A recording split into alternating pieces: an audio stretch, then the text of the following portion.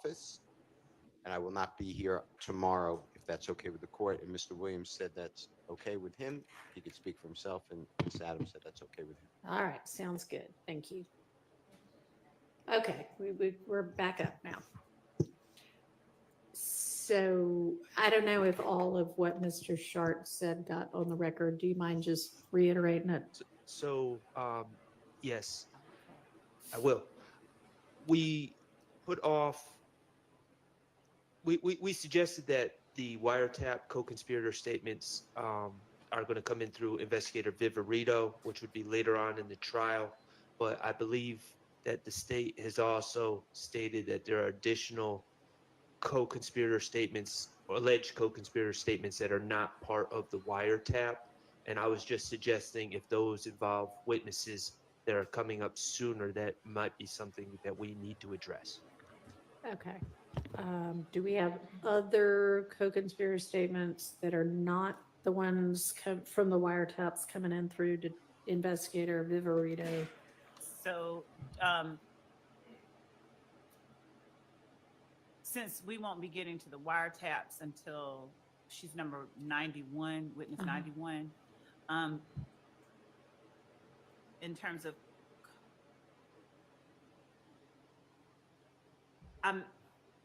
okay. My question to the court is, would the court allow us to go in order of the witnesses that are coming up and deal with the buckets of exhibits? Yeah, that's fine. And I think that's kind of what the defense might be trying to figure out is, do we have some co-conspirator statements that are going to be coming up soon? And I'm fine if it's easier to just say, okay, we're talking about co-conspirator statements now and tackle the ones that are coming up soon. That's great. Or if we want to go witness by witness through, here's the evidence that's going to come in with this witness. I think either way makes sense. But let's do one or the other. So yes, it sounds like maybe there are some other co-conspirators or alleged co-conspirator statements that are going to come in soon. Not any that are coming up soon. Not soon. Not soon. The witness buckets would be the most. The next Check in the chat. Jamari Holmes is the next time that we'll have co-conspirator. Can y'all all hear her? I'm sorry, I'll get closer to the mic. Yeah, we in a lit house. Jamari Holmes's murder is Dividendsapparel.com. issue, and that's the one that we were Dividendsapparel.com. with Your Honor and Mr. Williams and Ms. Abbasi. Okay. So the co-conspirator. That's a little ways away. Yes. Does that answer your question? I'm fine with that answer. As long as nothing sprung on us at the last second with these witnesses coming up, I'm fine with that answer. Okay, so they do have what those co-conspirator statements are, right? We don't need to litigate it right now. Do they have whatever the co-conspirator statements are, whether they're from the wiretap or a different source? Do they have them all?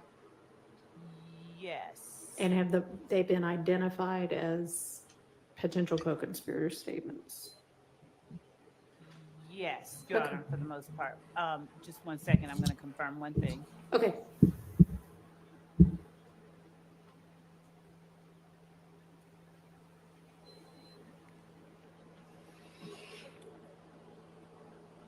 Yeah, free to real.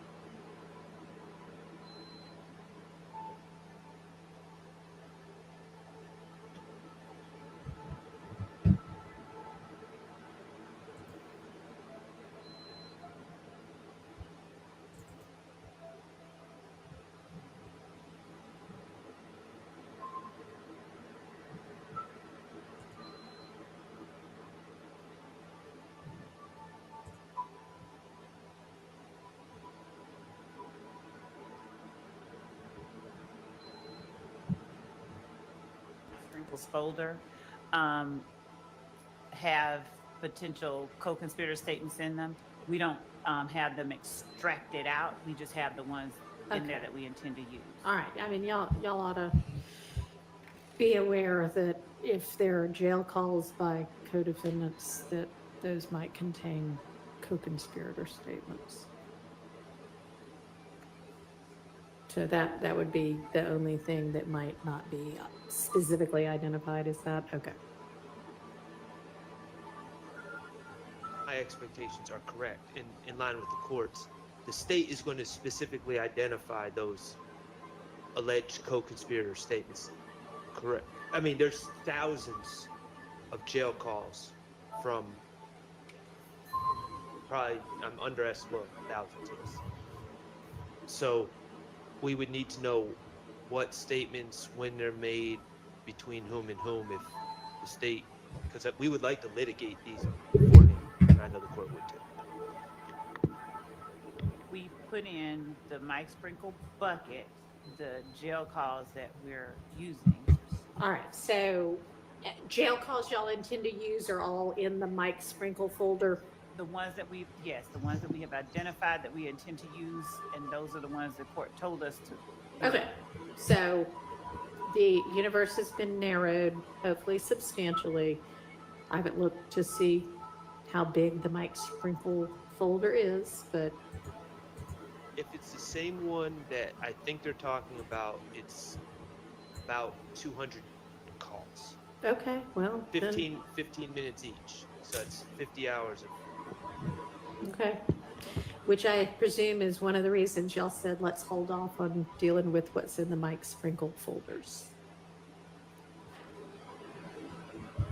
So as the state, look here, as the state is itself going through the Mike Sprinkle bucket in further detail and identifies for itself the specific co-conspirator statements that it intends to introduce, please identify those as well to the defense. As soon as you know, let them know. So we have 14 in the Shannon Stillwell folder. We could start there since that is his client, Mr. Shart's client, that we could actually review. Okay. Let me get some clarity. So in the Stillwell file of jail calls, are those already identified? Just here are the co-conspirator statements, or are they just like, here's a 15-minute call, here's a 5-minute call? All right, and do you know what portions of those calls yeah. All right, but whether you've broken them out or not, do you know what those are? Okay, so if you can, if that's what I'm saying, is once you know, here's call from January 2nd, that is 15 minutes. I'm gonna use minute 2.5 to 2.9. That's the part I care about. When you know that, let the defense know that. Okay, so if you know that already, instead of us sorting it out here live, give that, one of y'all sit there and type it up and send it over. They can look at it tonight. We can deal with it tomorrow. Okay? And similarly, do that for everything else. All right?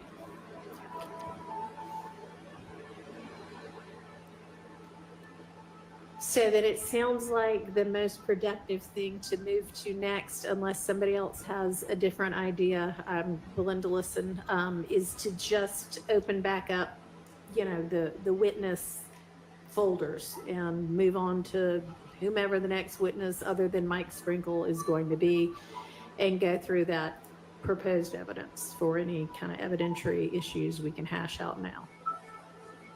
All right, let's do that.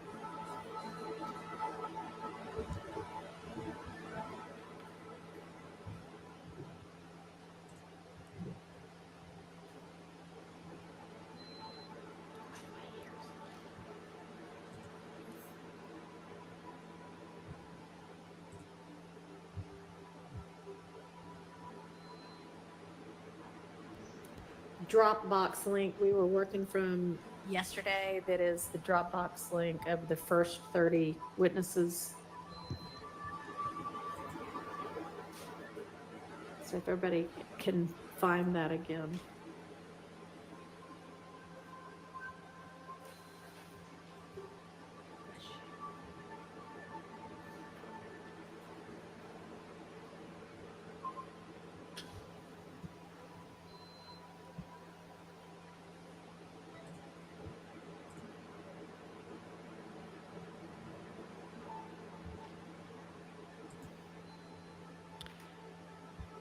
It's not easy to find it because sometimes instead of y'all giving each a new reline to your email, you just tag on to one that already existed.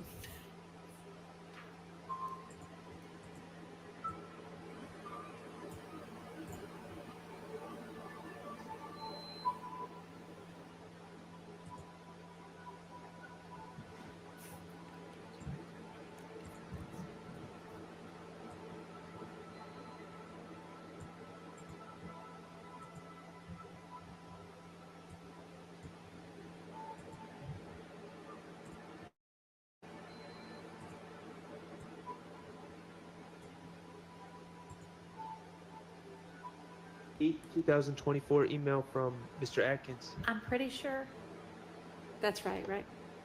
Yes, Your Honor. It says 30 witnesses, and then it has 8 August 24 in parentheses.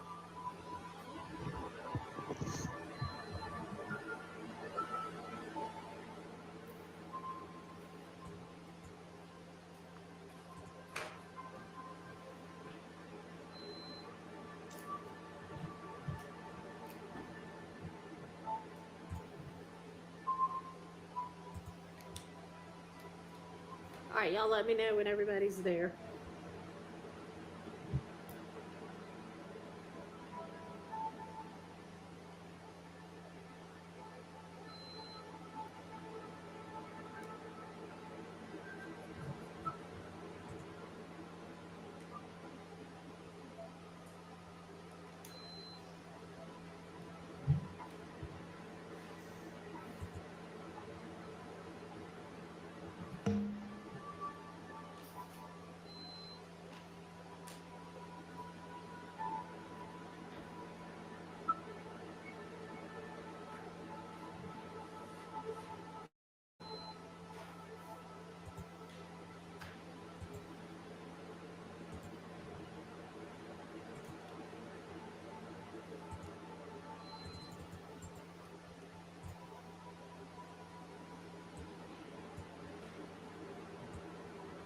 Is everybody there now? Almost. All right.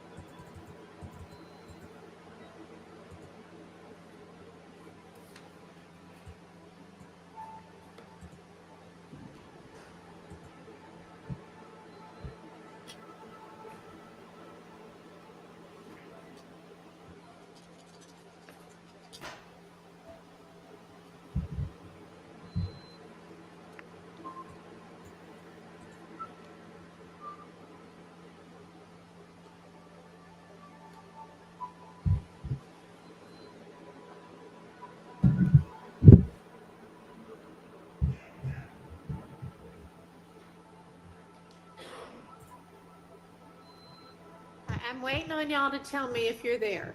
All right, is everybody there? Has everybody got the 1 through 30 Dropbox link up? Okay. Great, thank you. Heard from 2 of 6. Y'all ready? Okay, 3. Stay ready. Okay. Mr. Matthews, you got it? All right. Who else? Are you ready, Mr. When the sawdust settles and the engine finally roars, the thing you care about most is a job well done. But when you Got you. Okay.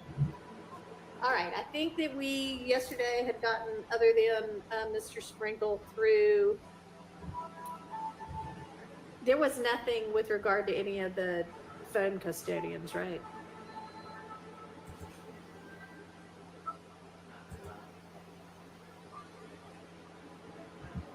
Sure.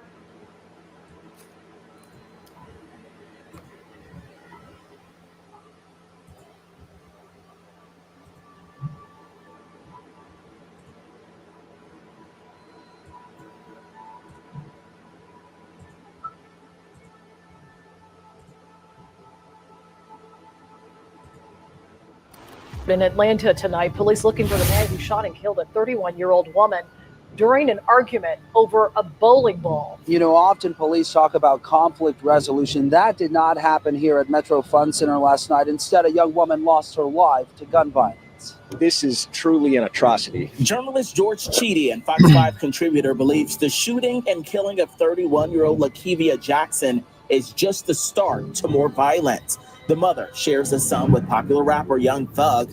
She was down with it. She was in and out that door with him. She was the main reason why all this started. Rest up. And you know what it is. Homemade TV, hustles on a mission every day. You in the lit house for R&R. Real nigga reaction. So get you some rest and relaxation here. You know what I'm saying? While we check this out. I hope your Tuesday going good. You know what I'm saying? Let's get it.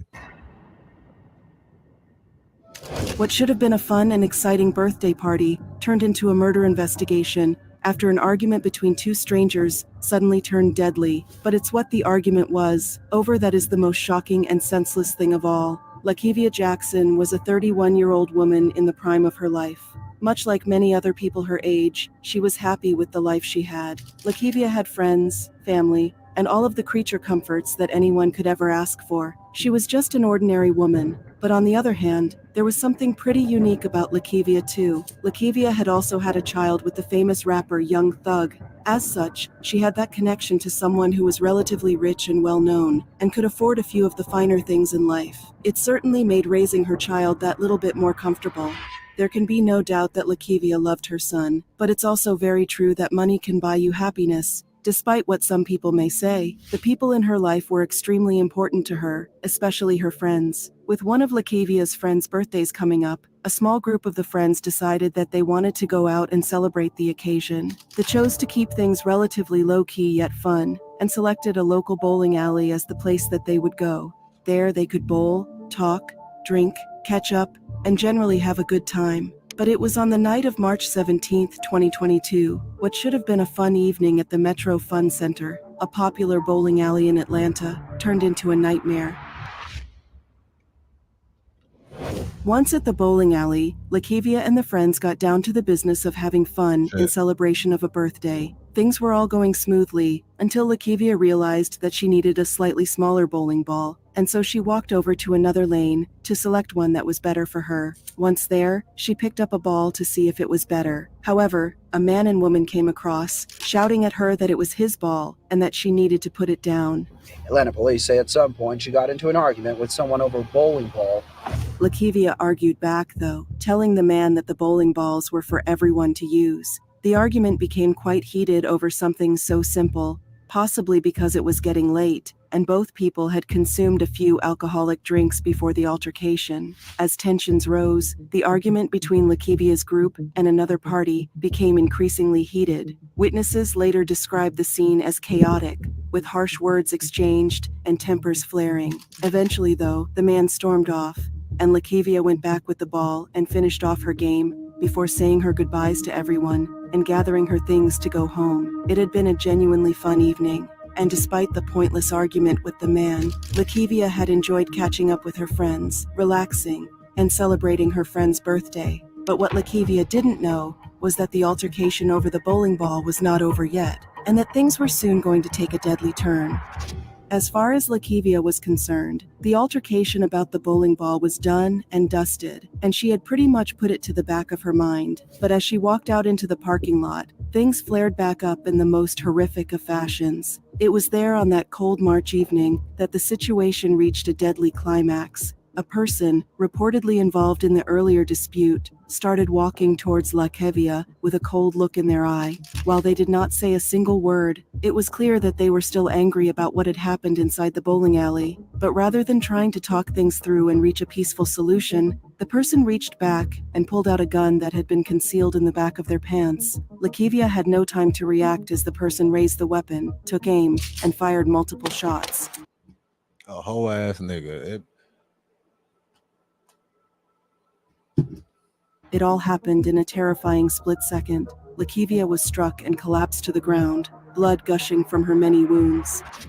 Before she passed away, she reached for her phone and dialed a number. Her mother answered cheerily, hoping to hear about her daughter's fun night out. But what she actually heard were her daughter's final words. I couldn't understand what she was saying, and then all I heard was she's not breathing. And then I said, who? And she said, Lakivia, and I lost it. Emergency services were called to the scene, but it was too late. Lakivia Jackson was pronounced dead at the scene, leaving her family and friends devastated. The senselessness of the crime was shocking. A young mother lost her life over something as inconsequential as a bowling ball, dying on a day that she was supposed to celebrating her friend's birth. But there were some very big and serious questions that needed answering. Firstly, why had the argument gotten so serious? And what had driven the shooter to actually kill Lakivia? And then who was the actual person that pulled the trigger? They fled the scene as soon as they shot her, and were at large, something which left the police extremely concerned. If the person could snap and kill over something as silly as a bowling ball,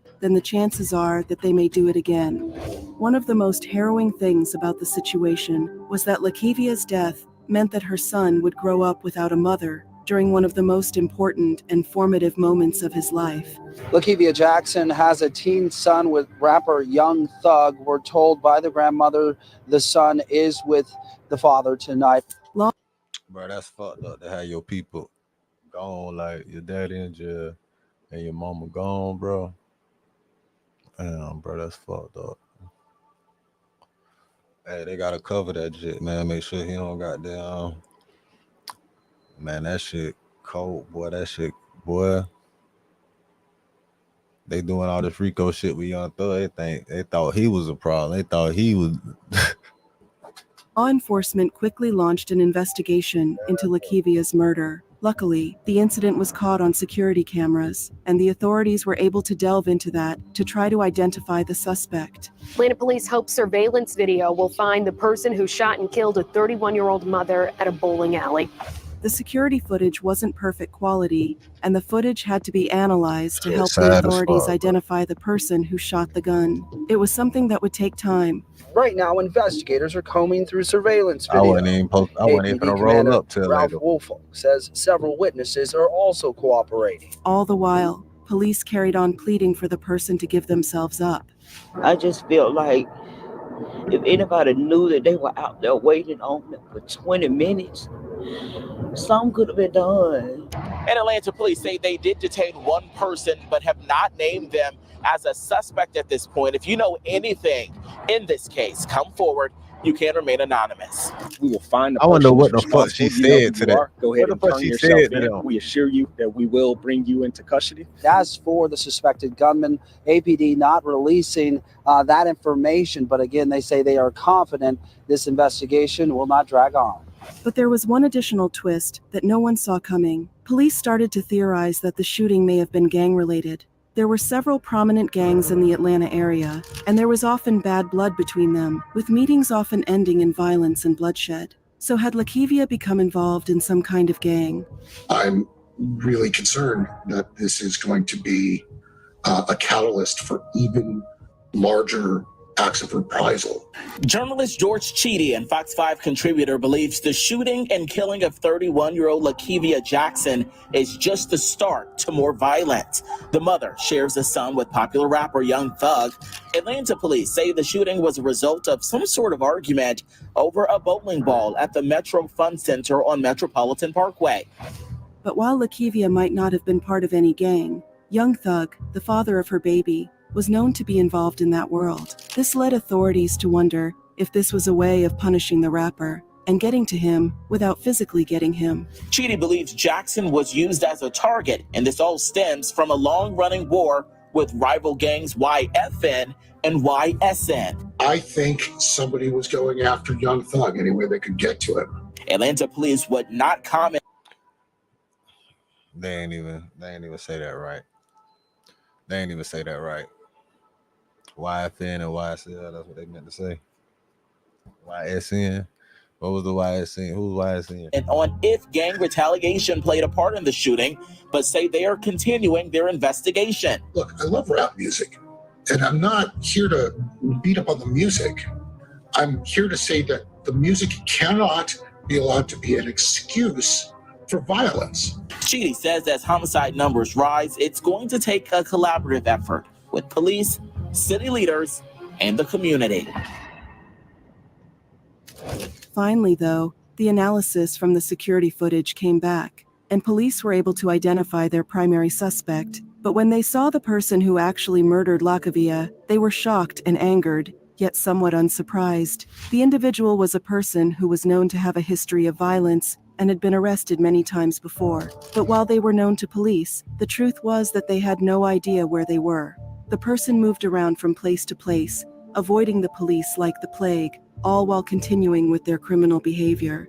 And while violence was one thing, to actually kill someone was on an entirely different level of violence, and the police needed to stop them once and for all. After several days of hunting, one arrest was made, though police didn't say much about them. It was clear that they had been part of the argument with Lakivia, and police suspected he might have been the one to have pulled the trigger and killed her. The person, a man later named as Joshua Fleetwood, was arrested and taken into custody for their part in the altercation that led up to the murder. This too was a relentless investigation in which we worked through the night and into the next day, and trying to gather all the facts. And you got to control your emotions, man, so you don't end up being a bitch ass nigga like that. What type of hoe ass nigga do some shit like that? You feel me? That was just some hoe ass shit. Nigga mad because the bitch said something to hurt his feelings or goddamn crush his ego or something over a fucking bowling ball. Fucking bowling ball, bro. Man, it wouldn't be nothing. It wouldn't be nothing that could save that nigga. It wouldn't be nothing that could save that nigga. And now you locked up, probably in the same place where this nigga at. Well, man. Hey, somebody let me know if this nigga still. Circumstances regarding the investigation, and we are happy today to announce that our elite fugitive team was able to pick up Mr. Joshua Fleetwood. But that was not the end of the story, and there were still plenty more twists to come. Developing tonight, a convicted felon with 16 previous arrests sits in jail right now, accused of shooting and killing a mother outside of an Atlanta bowling alley. As the case moved through the courts, Lakivia's family and friends struggled to come to terms with their loss. The case garnered significant media attention, not just because of its senselessness, but because it highlighted the growing issue of gun violence in America. The idea that a disagreement over something so minor could lead to murder, and because of who it was, let's keep it real, was hard for many to comprehend. They got in an argument over a bowling ball. They were on adjacent lanes in which the time they were bowling. And that argument escalated. At no point was there any weapons inside of the location. At no point did anyone come there with the intentions of hurting anyone or firing upon anyone. This was not a drive-by. Then, of course, there was the fact that Lakivia was the mother of rapper Young Thug's baby. This was another thing that shone a lot of light on the case. But one day, the police had a breakthrough in the case.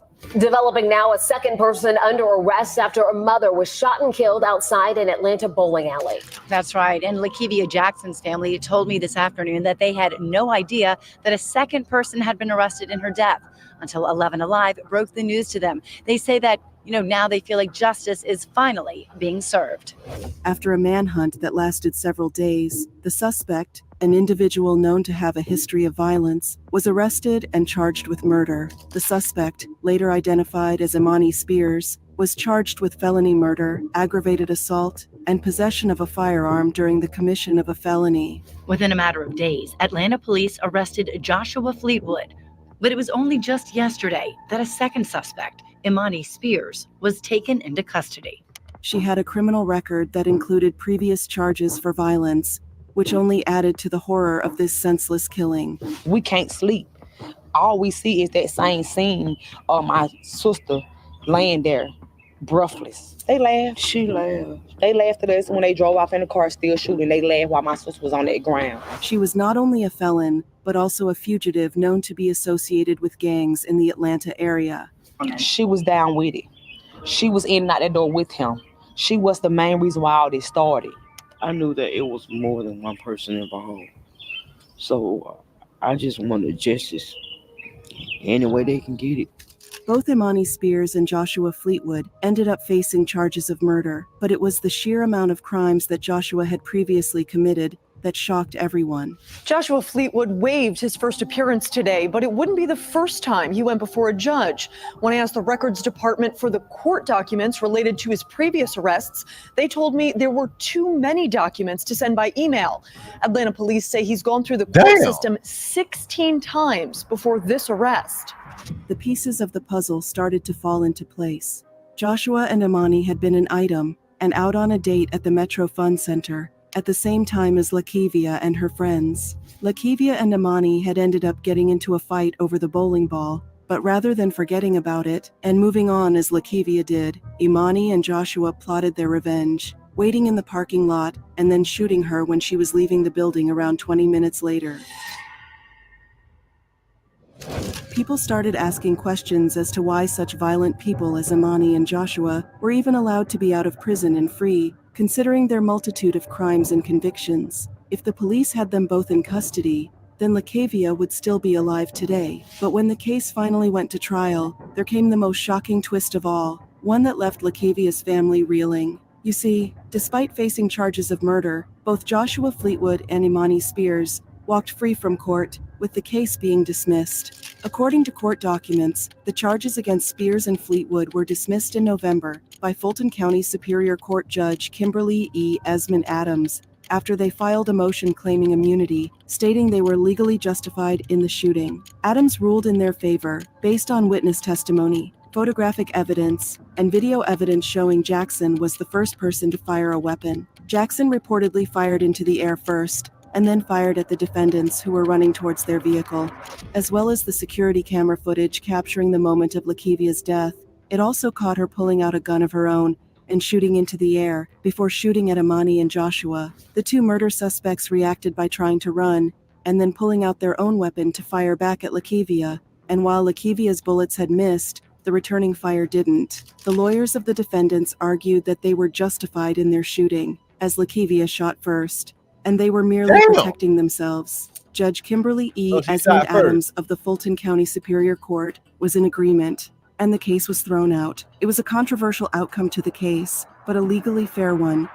Of course, nothing would ever bring Lakivia back. No amount of justice or punishment. She was gone, leaving behind her family and friends, and Okay, so what happened was they came out.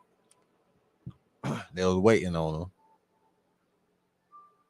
They motherfucking scared, so she pulled out a strap to scare them away, shot in the air or toward them, and they returned fire. So that could have been a whole plan from the jump. Make her, you know what I'm saying, wait on her, get her scared. She probably said something about her having a strap in there. Who knows?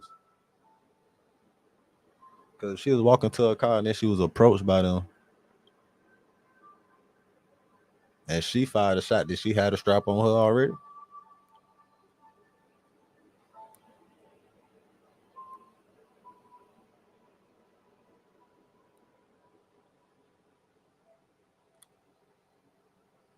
Now, so they got surveillance footage of her shooting first and the case dismissed.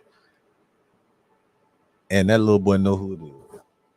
not least of all a son who desperately needed her more than anyone else in the world. Her death was senseless, and over something ridiculously simple and petty. Her mother summed up the grief They all the know best. who it is. As for Lakivia's mom, pain and grief now fills the void left behind by her daughter's senseless death. Call me just to hear my voice. I'm gonna miss that. Of course, with blame on both sides, this case is not as clear-cut as people initially thought it would be. So now it's over to you. What did you think of this tragic story? Who do you think shot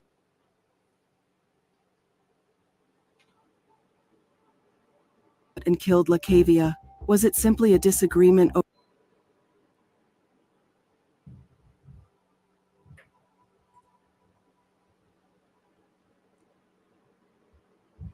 Yeah, that shit is a damn shame, man. But yeah, we're gonna wrap up this reaction. Real nigga reaction from a real nigga. Remember, Home Inc. TV, hustlers on a mission every day. Everyday shit media here in the Lit House. Sponsored by dividendsapparel.com. Remember, whatever you do, make sure you do it capital. Create a positive impact today and later. Fuck them haters. Get your paper straight like that. Remember, real niggas do what they want to do. Bitch niggas do what they can. Hoe ass motherfuckers gonna talk about it. And fuck niggas gonna hate regardless. I promise you that, dog. Everything I